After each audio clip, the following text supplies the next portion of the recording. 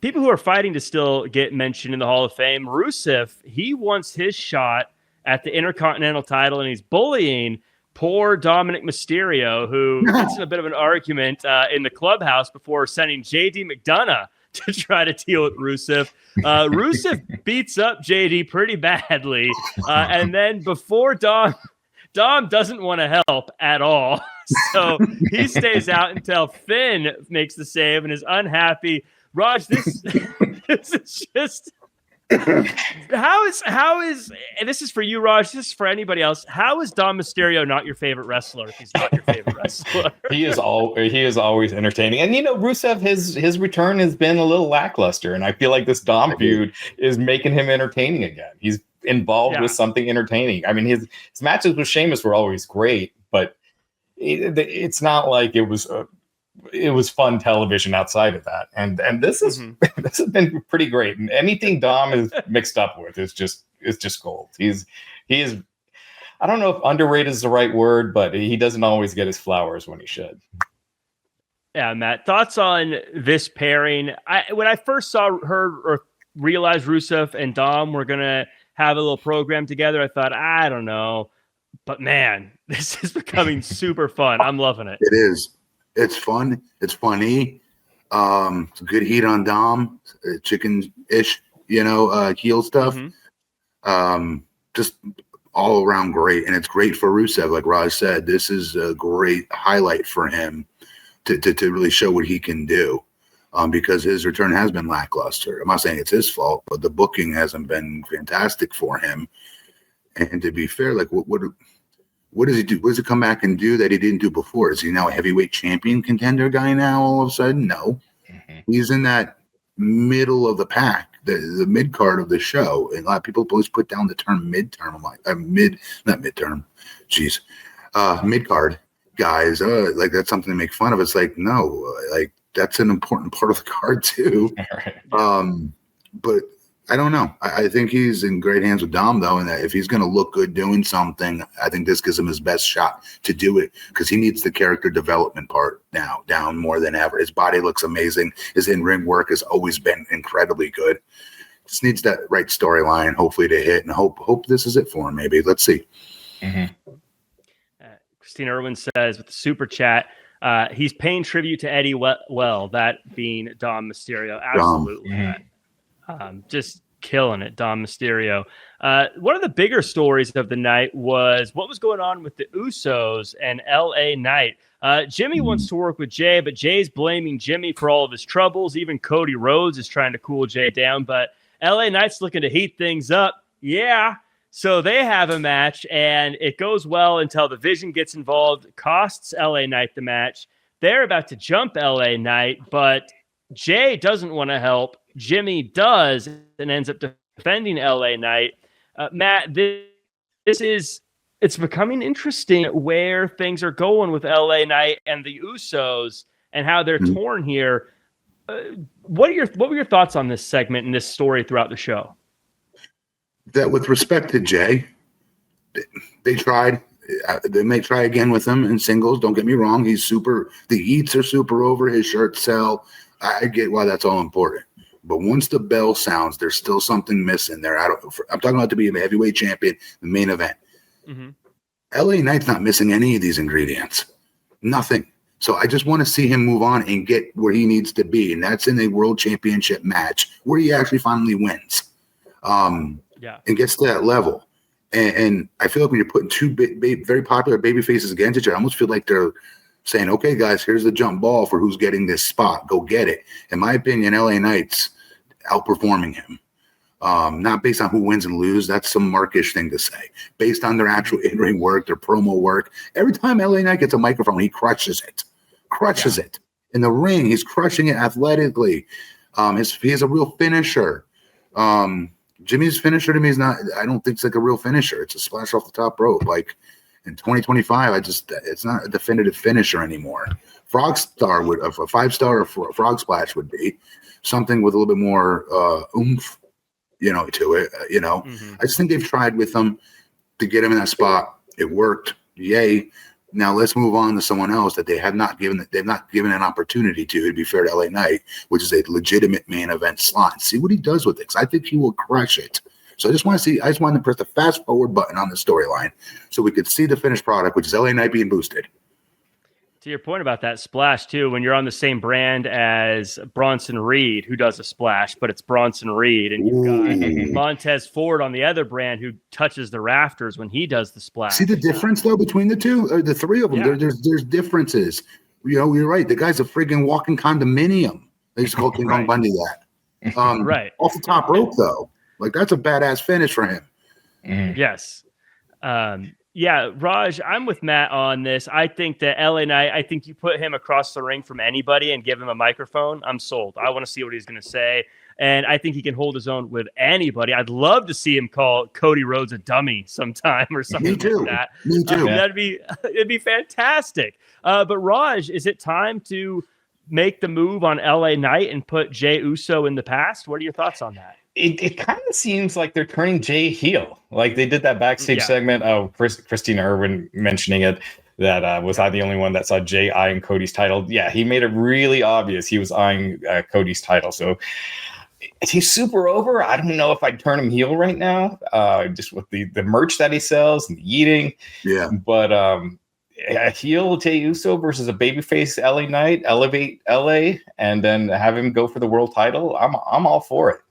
I agree with you guys 100%. I feel like LA, he's got everything. So why not give him that run at the top of the title and see what that does? Because I feel like Raw could use a little spark. And with all due respect to Seth Rollins, he's great, but we've seen this movie before, Yes. And I think LA Knight as champ would freshen things up. Yep. Yeah. We get to the main event. Oh, go ahead, Matt. One last thing, LA Knight as a heel is even more entertaining for folks that don't know. So, like, they gotta. When he does it, I do want to see him be heel LA Knight though when he's doing it. He would be great. I mean, hilarious. He's hilarious. The stuff he was doing with Bray Wyatt. I mean, he was stealing the show in that feud. Yes. When they were trying to use LA Knight as just as a victim for Bray, but he really got himself over because he was just great in that feud. Yep. What's great about him too as a heel is he's the exact same person. He's just he's just talking to the people you like instead of the people you don't like. Right. But the character's the exact same. He's going to say the same things and acts the same way. It's fantastic. I think he'll bring the dummy out though. I do. I think he'll bring that out more. Yeah. I want to hear him call everyone dummy. It's funny to me every time because it's so juvenile, but the way he says it, it's so loud and brash. It's great. For fans watching, type in, oh God, what was his name in TNA? Drake. What was it? Eli Drake. Eli Drake, TNA, dummy. Yeah. Just watch. It's one of the funniest promos you'll see ever. We get to the real quick before the main event, Jack. There was that Penta match with Grayson Waller. Yeah, and that move that Penta hit to win the match. Oh my God! I mean, it looked spectacular, but it looked like one of those that if you're off by like an inch, that looks scary as hell. It does, dude. Adam Page had a dead eye on Kyle Fletcher from the top rope. Yeah, and like the dude just tucked his head at the last second. These are me, dude. Everybody's taking dangerous moves, but the athleticism these cats have is just, next level. Yeah, man. But to your point with Penta, great finish to that match. The match was better than I thought it was going to be, if I'm being honest. Because there are a lot of people in the match. Not a lot of people. I like Woods the most. Mm-hmm. I want to see them do more with him, honestly. Mm-hmm. But great match actually.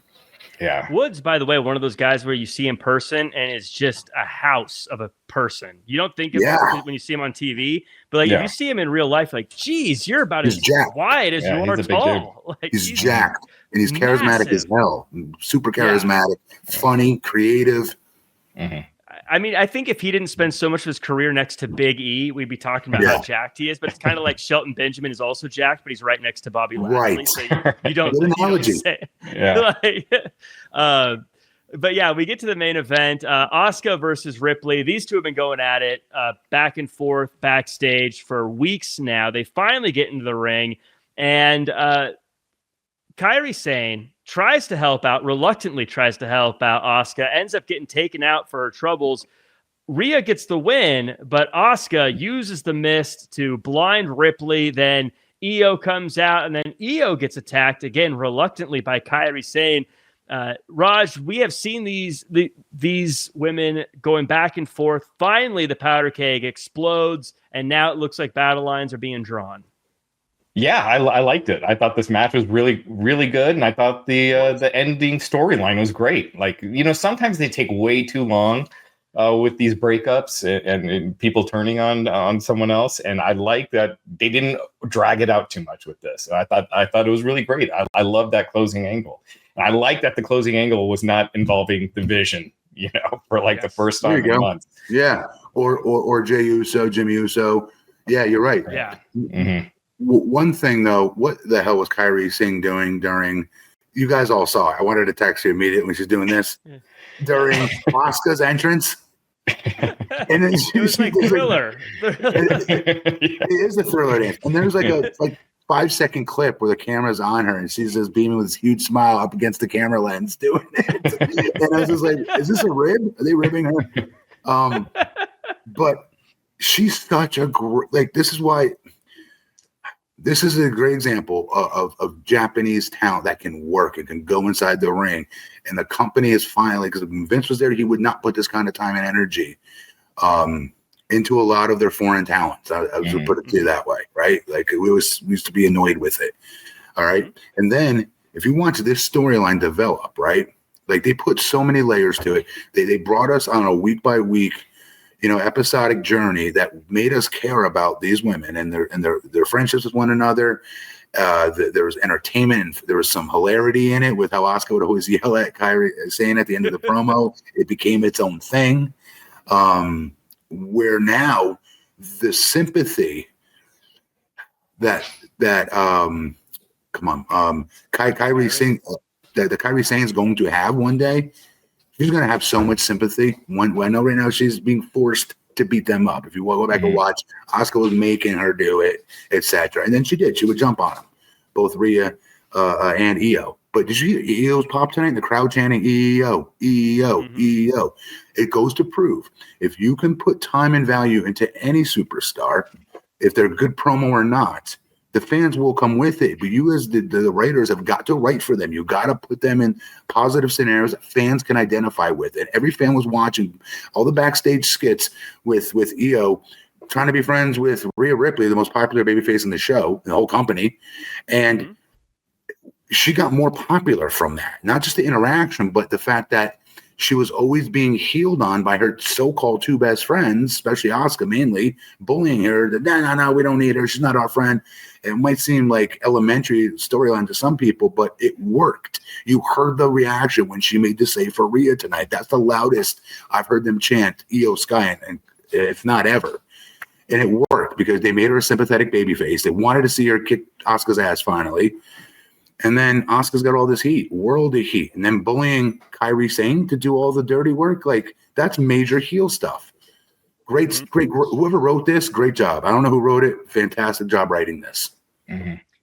One of the things I love about it, too, is that there's kind of a gradient of good to bad between all four of them, where it's not just like these two are clearly good, these two are clearly bad. It's you've got Asuka, who's terrible as far as being a bad guy. You got Kairi, who is clearly doesn't want to be the bad guy, but is kind of bullied into it. Yes. And you've got Io Sky, who used to be friends with them, but is trying to not be that way. And then on the very other side, you have Rhea Ripley, who just wants to be good tag dominant matches. Champion.